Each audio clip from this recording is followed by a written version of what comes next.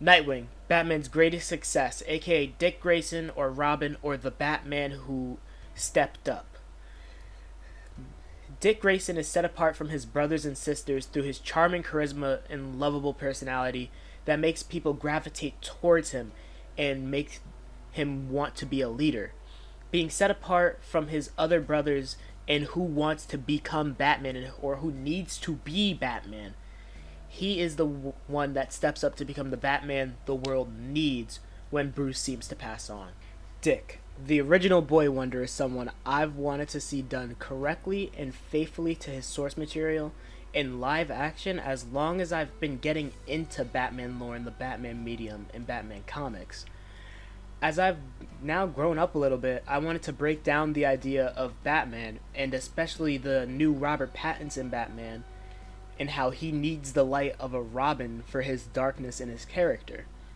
And now I believe taking this character in this direction would be a massive hit. If you don't know who Dick Grayson is, he's the first son of the Dark Knight. He has a tragic tale of how he came into the Batman's life. And let me tell you that tale before we continue. One day, Haley Circus was in Gotham. Bruce Wayne goes to watch the show. However, earlier that day, Haley Circus was threatened by Tony Zuko's mob into giving them money for protection.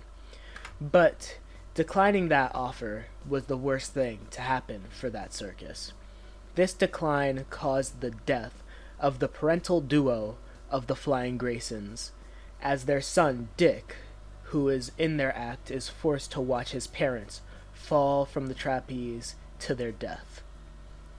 In which the young boy would soon be taken in by the only man who could know how that pain to watch your own family, your own mother and father, die right before your eyes. Bruce Wayne takes Dick in, and soon the duo starts hitting the Gotham streets as Batman and Robin, the Dark Knight, and his squire. To me, in these early years for Batman, it seems integral that he has a Dick Grayson. Someone who has gone through the same pain as him, someone he can teach not to be him, but to be better than him, someone he can take off the path of becoming someone consumed by the abyss, not just for the bat, but for the man under the mask. Robin brings a light that reminds the Batman of why he does this. He does this because he never wants. In a world where no 8-year-old boy will ever lose his parents because of some punk with a gun.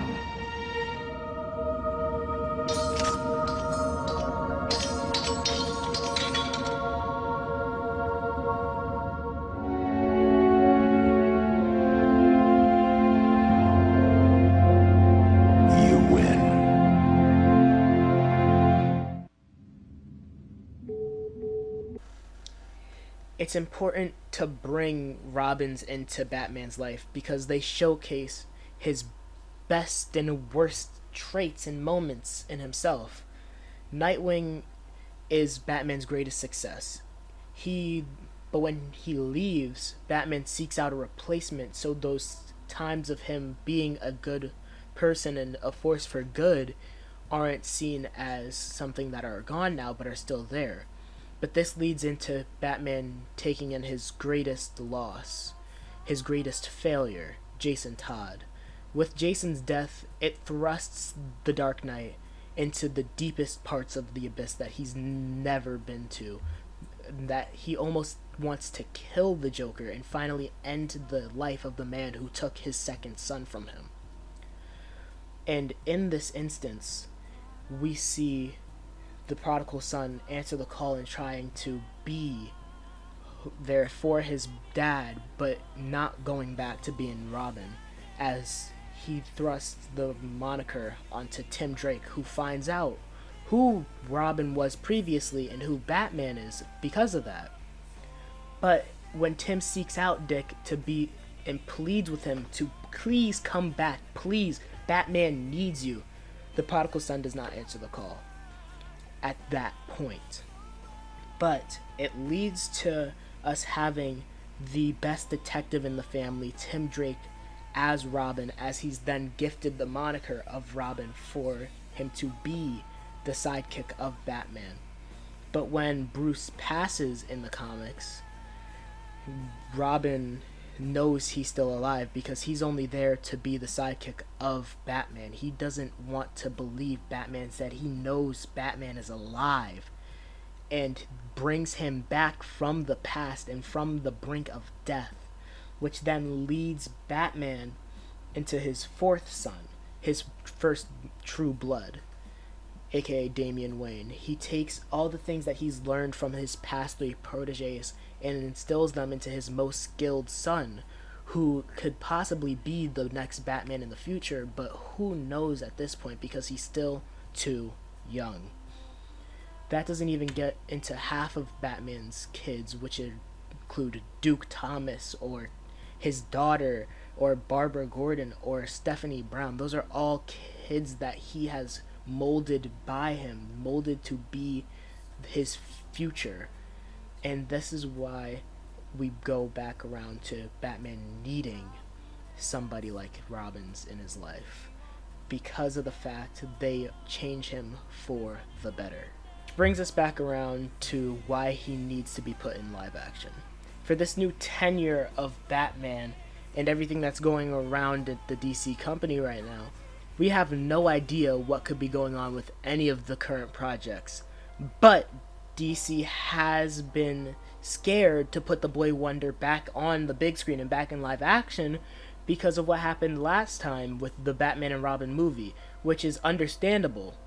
But it's my belief now that we can have beautiful moments with a young actor to portray this young man who is going through the worst time in his life, which is brought out by a great mentor and a great father figure in Bruce Wayne, which I believe with this Robert Pattinson Batman portrayal would be a great mirror to see how this Bruce Wayne, who is once all closed off and barely even talking to the man who's close enough to be his father, try to then be a father to this boy who needs it, to the only person who will understand him.